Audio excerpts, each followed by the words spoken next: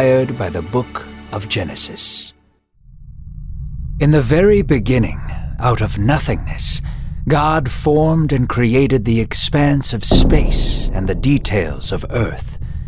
The earth was empty, chaotic, and without life. God's Spirit hovered over the empty and chaotic void. Then, at an instant, God spoke. "Let there be light." He called out, and there was light, just as he commanded. For from God's lips springs forth reality. The earth was now filled with light, and with it the potential for life. The light was good, and God separated the light from the darkness. So God named the light day, and the darkness night. There was evening and morning the first day, and this was good. The waters, roaring and in disorder, were spoken to next. With the power of his words, God spoke order to the elements. The waters were separated from the atmosphere, and the skies were apart from the earth. There was evening and morning, the second day, and this was also good. Then God said, "Let the waters gather, and the dry land appear before them." And just as he said, there it was. The waters traveled, gathered, and scattered.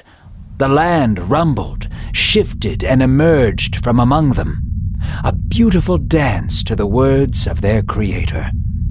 He called the gathered waters seas, and the dry land earth. God looked at all of creation, though beautifully incomplete, and saw that it was good.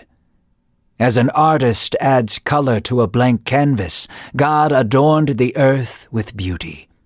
He made trees, flowers, fruit, vegetation, and grass. This was the third day, and God saw that this was also good. God was also at work in the rest of the universe, creating stars, suns, galaxies, and all the other mysteries of space. Let them be seen in the night, and used to measure signs, seasons, days, and years. Already, God was thinking of humanity. There was evening and morning, the fourth day, and God saw that this was good. After the revealing of light itself, and the adorning of plant life and all of its beauty, God created living creatures. First was the dwellers of the sea and the explorers of the air. All living creatures in the sea and birds of the air were created to roam the depths and heights of the planet. All these things God spoke with the word of power. This was the fifth day, and God saw that this was good. Then God spoke again, "Let the earth bring forth living creatures of all kinds." Once again, out of nothingness and chaos, life sprung forth.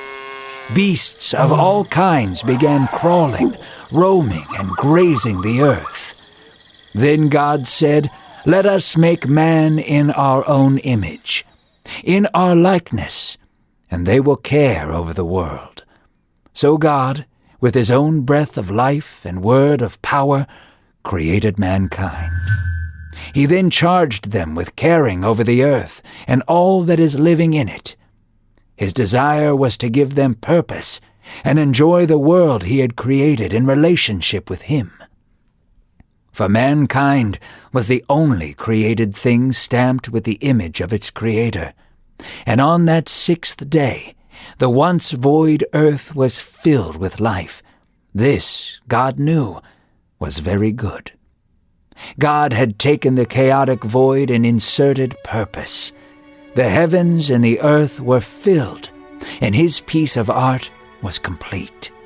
So on the seventh day, God paused to enjoy what he had done.